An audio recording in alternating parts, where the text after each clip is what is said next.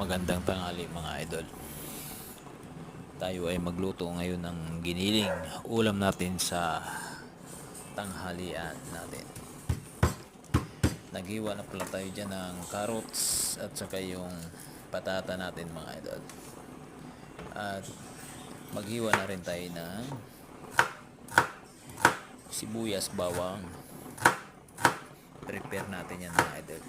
Kasi ipiprito natin yung patata muna mga idol. Ipiprito muna natin yung patata at saka yung carrots. Masarap kasi yung patata at saka carrots ipiprito muna. Crispy muna natin yan mga idol. Masarap talaga pag ipiprito. Ayan, hintayin lang natin siya magluto mga idol. Kumain na ba kayo nito mga idol? Nakakain na ba kayo nito ng giniling? Simpleng giniling lang natin yan mga idol sa tanghali.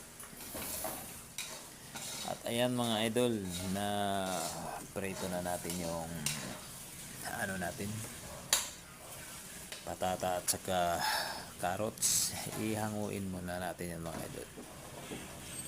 Pagkatapos natin mahango yan mga idol, magisa na tayo ng sibuyas, bawang. Ay, kay sarap talaga yan mga idol. Simpleng luto lang yan mga idol, pero ang sarap-sarap. Ayan mga idol, nagisa na tayo ng bawang. Ayan, medyo lutong-lutongin natin din yung bawang natin, pag crispy. Ganun din yung sibuyas natin dyan mga idol. Medyo crispy lang, para masarap na ang bango pa. Ayan mga idol, susunod na natin yung karne natin.